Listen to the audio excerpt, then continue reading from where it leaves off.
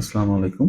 তো আজকে আমরা যেটা দেখবো সেটা হচ্ছে খাতাতে কিভাবে আমরা প্রেজেন্ট করবো এবং আমাদের পরীক্ষার খাতায় কেমন জায়গা দেওয়া থাকে সেটা নিয়ে। তার আগে বলে রাখি যে আমার হ্যান্ডরাইটিং তো যারা দেখছেন অনেক খারাপ, তো অনেক ফাঁকা ফাঁকা লেখা আমার জন্য, কিন্তু 3 পেজের লেখা অনেক কষ্টকর, কিন্তু আপনাদের জন্য বিষয়টা এমন হবে না। আর আরেকটা বিষয় সেটা হচ্ছে আমি যখন আমার টিচারের কাছে পড়তাম, ঠিক আছে, তো তার হাতের লেখা আরো খারাপ ছিল। তখন কিন্তু আমি একটা মোটিভেশন পাইতাম যে সে যদি এই বাজে হাতের লেখা নিয়ে জব পাইতে পারে, তাহলে আমি কেন এই হাতের লেখা নিয়ে জব পাবো না। ঠিক আছে, সেটা হচ্ছে এরকম।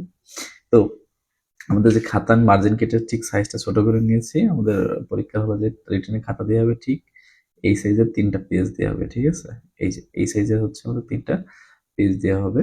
এখানে আপনাদের কিভাবে জিনিসটা প্রেজেন্ট করতে হবে, আমাদের প্রথম যে ফোকাসটা দেওয়া হয়েছিল Bangladesh journey to inclusive development, এইভাবে আপনারা প্রেজেন্ট করবেন। ঠিক আছে, তো এখানে প্রথম হচ্ছে আপনারা ইয়ে দিবেন, টাইটেল দিয়ে দিবেন। হ্যাঁ, টাইটেলটা অবশ্যই দিবেন। টাইটেল একটা মার্ক অ্যাড করে আমার মতে যেটা পরীক্ষায় থাকবে প্রশ্নে সেটাই দিয়ে দিলেই কিন্তু বেটার। ঠিক আছে, তারপরে একটা ইন্ট্রো।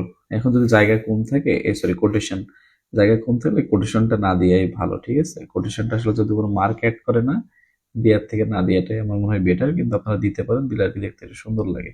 তো এরপরে কি করব, আমরা যে আমাদের কমন ইন্ট্রোডাকশনটা ওইটা একটু শর্ট করে লিখে দিব, পুরোটা কিন্তু লেখা যাবে না। হ্যাঁ, তো আমরা কি লিখছি যে Bangladesh has made a remarkable strides in transforming its economy from one plowed by poverty।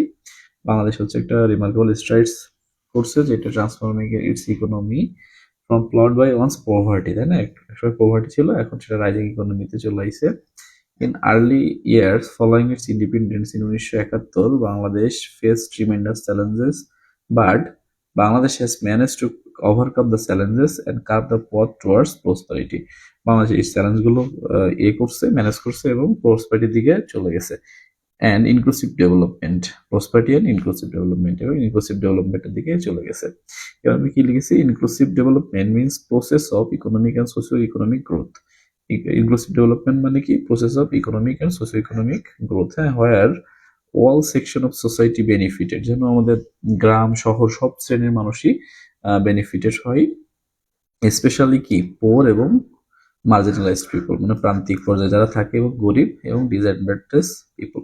তো এই হয়ে গেল আমাদের ইন্ট্রো। ঠিক আছে, আমাদের ইন্ট্রোটা অনেক বড়, ওখান থেকে আমরা শর্ট করে এইভাবে লিখে ফেলবো। তো আমাদের ইন্ট্রোটার মধ্যে কিন্তু যেহেতু কোনো গ্রামাটিক্যাল ভুল নাই, এখানে কিন্তু একটা গুড ইমপ্রেশন তৈরি হবে। ঠিক আছে, আর যাদের হ্যান্ড রাইটিং সুন্দর তারা তো আরো শর্ট, মানে ভেতরে যে আমি এখানে দেখেন এই যে ফাঁকা আছে, এই ফাঁকা, এগুলো আমি কমাইতে পারি না, আমার লেখা এরকম হয়ে গেছে। ঠিক আছে, তো এই গ্যাপগুলো যখন নিয়ে চলে যাবে, এটা কিন্তু মোটামুটি আপনারা আরো শর্টে অনেক অল্প জায়গার মধ্যে লিখে ফেলতে পারবেন। ওভারঅল দেখা যাবে যে অনেকে এই জিনিসটা খুব সুন্দর করে এই জায়গাটুকুর মধ্যেই কিন্তু কাভার দিতে পারবেন, আমার যতটুকু মনে হয়। আপনারা এটা অবশ্যই একটু খাতায় লিখে দেখবেন। হ্যাঁ, পিডিএফটা আমি দিয়ে দিব। এরপর আমরা কি লিখবো, the 4 pillar of inclusive development. আমাদের যে 4টা ইনক্লুসিভ ডেভেলপমেন্টের পিলারটা, সেটা আমরা এভাবে অ্যারোতে লিখে ফেলবো। Economy, living condition, equality, environment. এখানেও কিন্তু একই কাজ করছি, যে জায়গা গ্যাপ রেখে ফেলছি, এই জন্য শেষের দিকে আমি জায়গা পাইনি। ঠিক আছে, যেহেতু দ্রুত লিখছি সময় অল্প থাকার কারণে। এবার হচ্ছে কি, কি indicators of inclusive development in Bangladesh. এই যে কি ইন্ডিকেটরসটা আছে সেইগুলো, তো এগুলো তো অনেকগুলো ছিল, আমরা কিভাবে শর্টে লিখবো সেইটা প্রথমে একটু লিখে দিলাম, যে Bangladesh has achieved inclusive development in past decades which can be ensured by several indicators. কি কি সেই ইন্ডিকেটরস, অনেকগুলো আছে। হ্যাঁ, আমি কি কি বলেছি, অনেক যে ডাটাগুলো আমাদের সবসময় মনে থাকবে, আমরা জায়গা ভেদে এগুলো কিন্তু ব্যবহার করতে পারবো, যেমন জিডিপি, জিএনপি, তাই না? তারপর হচ্ছে রেমিটেন্স, তারপর হচ্ছে জিডিপি সাইজ, পভার্টি রেট, তাই না? তারপর রিজার্ভ, এগুলো সবই কিন্তু আমাদের কি অনেক ভালো হয়ে গেছে, তাই না? তার মানে কি, এগুলো আমাদের ইনক্লুসিভ ডেভেলপমেন্ট যে হয়েছে তার একটা প্রমাণ না? তো এইটাই আমরা কিছু এখানে উঠাই দিব, তুলে ধরবো। ঠিক আছে, তো আমি কিভাবে তুলে ধরছি, প্রথম হচ্ছে পার ক্যাপিটা ইনকাম, যে we can see that our per capita income in 1972 and 73 was only $120, but now it has increased to about $2820। সেটা আবার পাশে বক্স দিয়ে দিচ্ছি, নিচে কিন্তু অবশ্যই আমরা সোর্স দিয়ে দিব। ঠিক আছে, সেখানে আমরা কি দিয়েছি, পার ক্যাপিটা জিডিপিটা, পার ক্যাপিটা জিডিপিও ছিল হচ্ছে $57, এখানে 2826-71 ডলার। যদি আমাদের পেজ সিলেক্ট করা না থাকে, তাহলে আমরা এখানে আরো কিছু একইভাবে অ্যাড করে দিব, এটা কিন্তু আমাদের একটা মার্ক অ্যাড করবে। অথবা আরেকটা কাজ করা যেত, যেটা হচ্ছে একটা বক্সের মধ্যে সবগুলো সুন্দর করে দিয়ে লিখে ফেলা যেত। তো যেহেতু আমাদের জায়গা কম, 3 পেজে লিখতে হবে, তখন একটু চালাকি করে আমাদের বাকি জিনিসগুলো কি সাইডে এভাবে লিখে দিতে। বিসাইডস আর foreign exchange reserve has increase from only 3 crore to 31 billion dollars. আর poverty rate has declined from 88% to কি 18.7%. About our GDP size now reached about কি $460 billion. আমি কিন্তু হচ্ছে এখানে একটু চালাকি করে জিনিসটা কিন্তু ভেতরের মধ্যে ঢুকিয়ে দিয়েছি, যাতে আমাদের হচ্ছে জায়গা নাই, কিন্তু এই ডাটাগুলো কিন্তু আমাদের অনেকটা ইফেক্ট ফেলবে। ঠিক আছে, আচ্ছা, এরপর হচ্ছে কি আমাদের চ্যালেঞ্জ, মানে আমাদের সিস্টেম কিন্তু একই থাকবে। ঠিক আছে, তো এখানে আমি একটু পয়েন্ট বেশি দিয়েছি, আপনারা দিবেন কয়টা, 5টা, আমি আরো 2টা একটু এক্সট্রা দিলাম, তাহলে এখানে আপনাদের আবার একটু জায়গা বেঁচে যেত এবং আপনারা আরো কিছু লেখার জায়গা পাইতেন। তো প্রথম হচ্ছে কি ইনকাম অ্যান্ড ওয়েলথ ইনইকুয়ালিটি, গ্রামের মানুষ এবং শহরের মানুষের মধ্যে আমাদের যে আয়ের বৈষম্য এবং যে সম্পদের বৈষম্য আছে, এটাকে আমাদের কমাইতে হবে। এক্সেস টু বেসিক সার্ভিসেস, যে বেসিক সার্ভিসগুলো আছে, মানে আমাদের মৌলিক চাহিদার মধ্যে যেগুলো পড়ে, খাদ্য, বস্ত্র, বাসস্থান, এগুলোর এক্সেসটা আমাদের সবার মধ্যে সমান আনতে হবে। Over population and corruption, over পপুলেশনটা একটু কমাইতে হবে, তাইলেই তো আমাদের যে ইনক্লুশনটা ভালোভাবে হবে। ল্যাক অফ গুড গভর্নেন্স, সরকার আমাদের যে গভর্নেন্সটা, এটাকে আমাদের কি ল্যাকটা আছে, এটাকে আমাদের, এটা একটা চ্যালেঞ্জ। ঠিক আছে, এরপরে আসি, এরপরে আছে কি political instability and technological backwardness. আমি কিন্তু ওই একইগুলাই দিয়েছি আর কি, যে আমাদের যেগুলো মিলে যায়, যেহেতু অনেকগুলো দেওয়া আছে। আচ্ছা, তারপর হচ্ছে কোয়ালিটি অফ এডুকেশন আর health care not equal for all. আমাদের যে এডুকেশন আর হেলথ কেয়ারটা, এটা কিন্তু গ্রামে আর শহরে দুই রকম।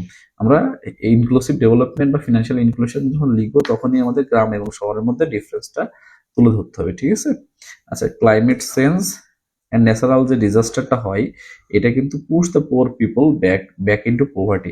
এই যে গ্রামের মানুষরাই ক্লাইমেট, যেমন ধান চাষ করে, আমাদের যে নদী নালা, মানে বিভিন্ন বর্ষণ বৃষ্টির কারণে আমাদের ওই জিনিসগুলো নষ্ট হয়ে যায়, বা নদীর পাশে যাদের বাড়ি, তাদের জমি নষ্ট হয়ে যায়। এই ক্লাইমেট চেঞ্জ আর ন্যাচারাল ডিজাস্টারের কারণে কিন্তু শহরের মানুষ বেশি একটা ক্ষতিগ্রস্ত হয় না, কিন্তু গ্রামের মানুষও ক্ষতিগ্রস্ত হয়। এই জন্য আমরা চ্যালেঞ্জের মধ্যে এগুলো রেখেছি। আর অনেকগুলো চ্যালেঞ্জ লেখা যায়, যেগুলো আমাদের কমন ফরম্যাটে দেওয়া আছে। এখানে আমাদের সলিউশন কি কি, এটাকে বলা হয় রিকমেন্ডেশন। একজন লিখেছিল রিকমেন্ডেশন জিনিসটাকে, রিকমেন্ডেশন মানে হচ্ছে আপনি কি রিকমেন্ড করেন। সরকার তো সরকারের মতো বিভিন্ন মেজার্স নিচ্ছে, যেমন 10 টাকার অ্যাকাউন্ট করতেছে, বিকাশ, নগদ, হাবিজাবির মাধ্যমে ওদের সাথে শহরে যে ব্যাংকিং সিস্টেমকে কানেক্টেড করতেছে। কিন্তু আমার মতে কি মনে হয়, আমরা একটা মতামত দেবো, সেখানে আমরা 5টা পয়েন্ট দিতে পারি, 1, 2, 3 দিয়েও দিতে পারি, অ্যারো চিহ্ন দিয়েও দিতে পারি। হ্যাঁ, আমি বেশিরভাগ অ্যারো চিহ্ন ইউজ করতাম। আচ্ছা, প্রথম কি বলেছি, encourage SME and rural development. যদি জায়গা থাকতো, আমি এসএমইর এখানে একটা সুন্দর একটা ডাটা আছে, যেটা আমাদের ডাটা বক্সে দেওয়া আছে, ওইটা আমি দিয়ে দিতাম। এটা বাংলাদেশ ব্যাংকের কিন্তু ওয়েবসাইটে আছে। এইটা কিন্তু আমি এই যে পয়েন্টটাতে আমি ওই ডাটাটা কিন্তু সবসময় ইউজ করতাম। ঠিক আছে, যেহেতু এখন আমাদের জায়গা ফিক্স করে দেয়, এই জন্য ওরকম বেশি লেখা, দেখেন এই সামান্য জিনিসটুকু লেখার জন্য আমাদের 3 পেজ জায়গা ধরতেছে না। তাহলে আপনি এত টেবিল ডাটা কোথায় দিবেন? কোনোভাবে ওয়ে নেই, তার মানে আপনার মার্ক পাবেন না। সবসময় আমাদের লেখার দিকে বেশি জোর দিতে হবে। তারপর প্রমোট কি ডিজিটাল ইনক্লুশন, রুরাল পিপল যেন প্রত্যেকটা সার্ভিস এক্সেস পাই, মানে আমাদের যে টেকনোলজিক্যাল যে জিনিসটা, ওইটা বাড়াইতে হবে। এম্পাওয়ারমেন্ট করতে হবে women through educational skill and leadership opportunities. যেহেতু আমাদের যে ডেমোগ্রাফিক ডিভিডেন্ড, সেখানে কিন্তু মেয়েরাই ছেলেদের থেকে কি বেশি। এখন যদি শুধু ছেলেদেরই কর্মক্ষম বানানো হয়, মেয়েদের না বানানো হয়, তাহলে কি ফিনান্সিয়াল ইনক্লুশন হলো? ইকুইটি তো থাকলো না। এই জন্য উইমেন এম্পাওয়ারমেন্টের পয়েন্টটাও আমাদের এর মধ্যে আনতে হবে। তারপর আছে কি রিডিউস ইনকাম ইকুয়ালিটি, আমাদের ইনকাম ইনইকুয়ালিটিটাও কমাতে হবে। কারণ শহরে একরকম অনেক পরিশ্রম করে কম বেতন, আর সরি, গ্রামে বেশি পরিশ্রম করে কম বেতন, শহরে কম পরিশ্রম করে বেশি বেতন। এই জিনিসটা আমরা না কমাতে পারলে ফিনান্সিয়াল ইনক্লুশন হবে না। আর ensure quality of education for all, সবার জন্য সমান শিক্ষার ব্যবস্থা করতে হবে। যে আমরা জানি যে গ্রামে যে কি বাজে অবস্থা পড়াশোনা, তো এখানে পড়াশোনা করে আসলে গ্রামের মানুষ, ছেলে মেয়েরা তো বেশি দূর যাইতে পারবে না। যারা যাইতে পারে তারা কিন্তু নিজেরাই অনেক পরিশ্রম করেই যাইতে হয়। ঠিক আছে, এই জন্য এটা, তো এই হচ্ছে আমার কি, আমার ক্ষেত্র থেকে রিকমেন্ডেশন ছিল। এটা আমি আমার মতো করে লিখেছি। যখন আপনার ফোকাস লেখা শিখে যাবেন, তখন দেখবেন যে অটোমেটিক্যালি এরকম পয়েন্ট আপনাদের মাঝে চলে আসতেছে। ঠিক আছে, এরপর আমি কি দিতে বলেছি, গভর্নমেন্ট মেজার্স, সরকার কি কি পদক্ষেপ গ্রহণ করা উচিত বা গ্রহণ করেছে। প্রথম সরকারের উচিত হচ্ছে পপুলেশন গ্রোথটাকে কমানো। ঠিক আছে, যত মানুষ কম পড়বে, আমরা ওই যে খাদ্য প্লাস মানুষের ম্যাথ করেছি না, তত মানুষ কম তত কি খাদ্য কিন্তু পরিমাণে বেশি থাকে, অর্থাৎ আমাদের যে গড়টা হয়ে যায়। এই জন্য পপুলেশন গ্রোথ কমে গেলে আমাদের কিন্তু ওয়েলথটা বা সম্পদটা বেড়ে যায়। And development man power through proper training, আমাদের যে অতিরিক্ত জনসংখ্যা, এটাকে আমাদের কি জনশক্তিতে পরিণত করতে হবে এবং পপুলেশন গ্রোথকে কমাতে হবে। 2 নম্বর পয়েন্টে আমি কি দিয়েছি, রিডিউস টেকনোলজিক্যাল গ্যাপ, হ্যাঁ, বাই ইনভেস্টিং আইসিটি অ্যান্ড আর অ্যান্ড রুরাল ডেভেলপমেন্ট।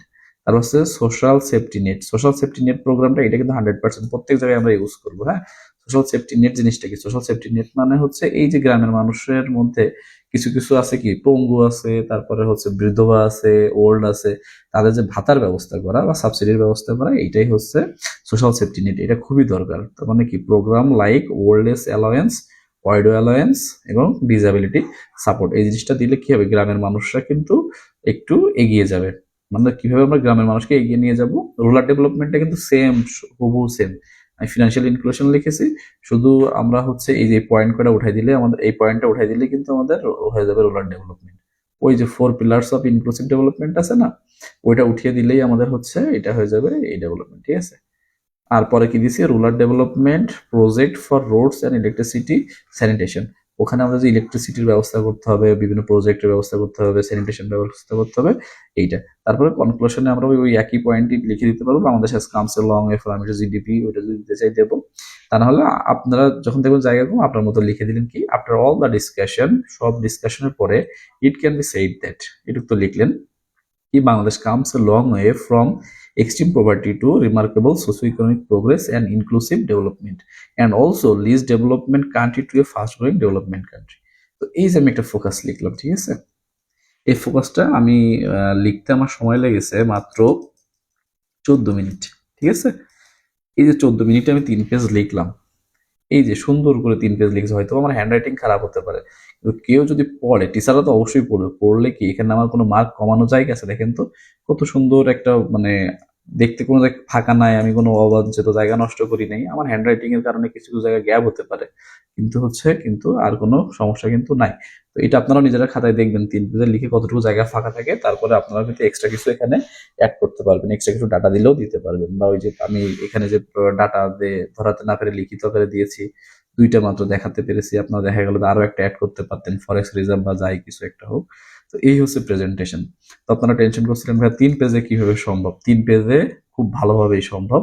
ইভেন হচ্ছে আমার তো আমি যদি একটু মানে হ্যান্ড রাইটিং সুন্দর হতো, এক লাইনে আমাকে 1টা 2টা 3টা 4টা 5টা মানে Bangladesh has made a remarkable strides লিখতে আমার 1 লাইন শেষ, অথচ এইটুকুর মধ্যে লেখা যায়, মানে পাশে আরো জায়গা থেকে যায়। ঠিক আছে, আপনাদের জন্য কিন্তু খুবই সহজ হবে।